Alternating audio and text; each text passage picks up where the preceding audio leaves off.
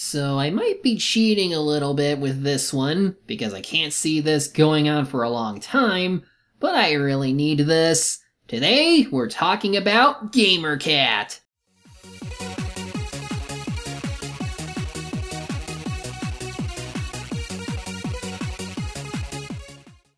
For those who thought I was going to be talking about VGCats, which, thinking back on, it might have been the first webcomic I've read, but not really devote to, well, let's just say while I can see the appeal, I think it might be a little too edgy for my liking. Not knocking anyone who enjoys it, just don't expect to hear me talk about it much. For if anything, GaMERCaT is more like a positive outlook on gaming as a whole. And while poking fun at various topics that are often brought up by gamers and non-gamers alike, this comic is at most tongue-in-cheek about it. It originated in 2011 as a side project by Samantha Whitten, before it gained enough popularity where it became a weekly slice-of-life comic starring the title character, with one wild imagination and a buttload of games he has access to. Literally, this is the premise of the comic. GaMERCaT is a little old house cat who somehow is able to play games and even purchase them. And he just goes about his life playing them and taking part in various activities with a supporting cast of characters.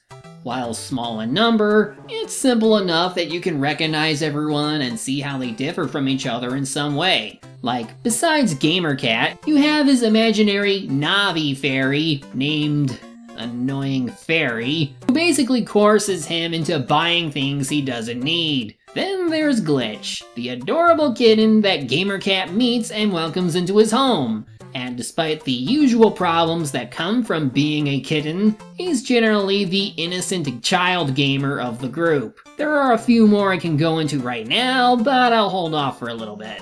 I want to provide some examples of what makes this comic the kind of enjoyable piece that it is. From the beginning, you can see this as like GaMERCaT as video game characters with some changes to accommodate the fact that he's still a cat. Like with the Assassin's Creed bit where he's like jumping on household furniture, also he can pounce and shred this mouse toy, only to follow up with real mice, who I'm guessing are dressed like the Templars, who beat him up to where he's desynchronized. But eventually they start becoming like full-on imaginations, as GaMERCaT would see himself in the game as the characters, doing various things that are often exaggerated but worth thinking about. I mean, you know how fairies in Zelda seemingly disappear after you touch them for healing? I gave my life for you. Or how about them red potions? Ever wonder how those got made?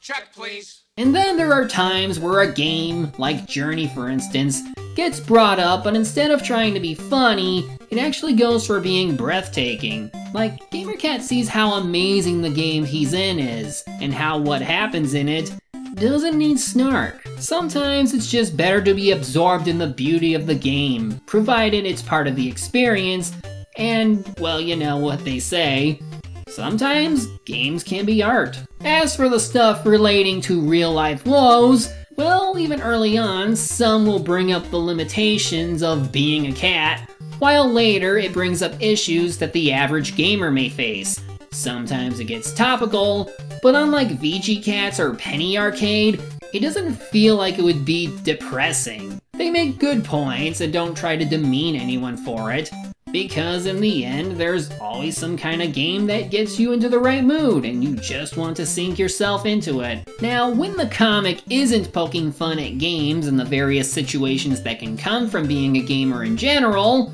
no matter how big or small, there are some instances of story, as in the slice of life aspect of it. For at a certain point, GaMERCaT goes to a store and gets himself a PS Vita, the cutting edge of handheld gaming. Ha! When he sees a kitten, who will later be named Glitch by their owner, Malcolm, playing Pokemon Red on the Game Boy. While he certainly is interested enough to want to play, GaMERCaT does try to convince the kid that he should jump into the future of gaming. He goes over what makes the Vita such an amazing piece of tech, not knowing about what would end up happening to the system because of Sony, but he seems pretty confident that because it has all these features, that it is the final word in handheld gaming. Can it play Pokemon? No. Curse you, console exclusivity! Well, besides the fact that GamerCat was more concerned someone threw a Game Boy in the trash instead of a homeless kitten, whose origins, by the way, are not fully known in the main comic but in external material, he invites him to live with him as his protege, because I guess he doesn't know any other cat who plays games like he does. We also learn how he gets his money, as a gaming consultant, because on the internet, no one knows you're a cat. Makes sense, considering this is how they see you. Meow, meow, meow, meow, meow, meow, meow, meow, meow. Then it's not like they'd suspect you, even when you're clearly smart enough to play the games. Oh, and there are pages that are animated in some way. I obviously can't show you them in the act, because I wasn't able to actually do it for any of them, but hey, that's what the archives are for. He ends up staying, and now, more often than not, Glitch would start showing up, not just for the real life segments, but also in some of the game imaginations. And he really is like this kid gamer who looks up to the older and more experienced gamer, but sometimes you can't help but feel it's best he shouldn't do that, since GamerCat takes drastic measures in getting his consoles. And this is one of my personal favorite pages in adorableness. There is one page where because they failed to get an Xbox One, Glitch thinks he could ask Santa for one since GamerCat is wishing for a miracle, while still going out to the store, but he ends up getting caught up in the snow. He's all lost and alone, but then he sees what turns out to be his mother. She leads him into a garbage can, she cleans him off and warms him up. And then, by the time GamerCat and Malcolm shine their flashlight on them, only he is there. But he's alright, since what Glitch wrote on his letter was a miracle. It's very heartwarming to say the least, and considering what happens in the extra material for Volume 2, well, I think this makes a whole lot more sense now. Of course, it could never last with just 2 cats. What's a few more? The next character to become a regular is this large lug named Sweet. He doesn't seem very sweet. Though to be fair, GamerCat steals the only Xbox One that's at the store, and he gets chased all the way home. Even at his house he isn't safe, but Glitch, not knowing what's going on, invites him to play Super Mario 3D World, and I guess he doesn't mind playing Peach. Even in imagination mode, Sweet gets over his loss, and from here on he would show up a lot as well. Oh, and about that Xbox One? Look what I just bought! An Xbox One! I knew you'd be excited! Let's go hook it up! But you know, most games take up to 4 players, so Glitch asks GamerCat if they could find someone to be their player 4. This results in a short set of comics where random cats, usually from memes or other sources, get brought in, but none of them really stick out. Well, except for one, but we'll get back to her in a minute. But at the game store, they spot this one cat that GamerCat thinks is going for girly games. Because, you know, women don't play the same kind of games the men do, right? But blushes after seeing she likes Assassin's Creed, has a ton more warriors in her army on Street Pass, so she's definitely more of a gamer than he is. She does seem shy at first, but she takes a liking to Glitch for how cute he is, even though Glitch gets a little too attached to her. I'm surprised she didn't leave after this, but she becomes a regular. So now we have a pretty well-rounded cast of varying personalities. Glitch is the naive newbie who doesn't always get how games are played, but still has fun. Pixel is open-minded with what she plays and believes games should be accessible. Sweet likes being what he wants to be, while being a bit more into serious games. And GamerCat? Stupid pipe! Stupid bird! This game sucks! He'll play anything for hours on end, even if it's something he doesn't like. Together they experience all the joys and suffering that comes from playing these games. Again, it's exaggerated, but what sort of insanity have you ever had when playing with friends?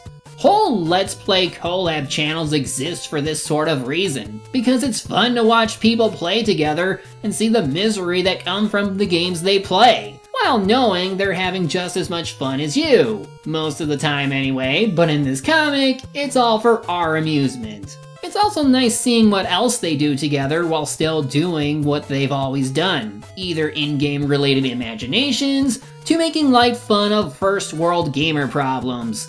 And on that one occasion, they do remind you that while gaming can be fun, you should always step away from time to time and enjoy the outside world. Anyway, remember that GaMERCaT cameo? Well, she got refurbished into Nano, and she's really into GaMERCaT, despite being a kitten. I hope she doesn't turn out like Michael did in Persona 3. But otherwise she does become a regular, often showing how hardened she is given all the Dark Souls she's played. In any case, I could show more of what they do, but that wouldn't be fun. This is a weekly comic of gamer-related gags and life situations that it's worth seeing for yourself, because the one thing this comic excels at the most is just being positive about 95% of the time. In an age where some gaming comics focus on some of the more crappy aspects of the hobby, not to mention all the other crap that goes on that overshadows any good, it's at least nice to see a comic focus on the more goofy aspects of gaming without it ever being too mean-spirited the way those other comics tend to be. Plus, with the art style being appealing to look at, given its use of flat colors and occasional animations, it amplifies a lot of the cuteness and adorable cat antics while being a bit unique and stand out among the rest. It's no surprise by this point that I read this comic every chance I get whenever it updates, which is on Mondays. If you desire more high quality picks, you can always buy Volume 1 on their store, and Volume 2 has just gotten out of Kickstarter, so you can look forward to that once that hits stores. All in all, it's a really cute and enjoyable comic that should make anyone's Monday a bit more brighter. With that, what's in store next? It's my secret, but hopefully you'll end up liking it. Stay tuned!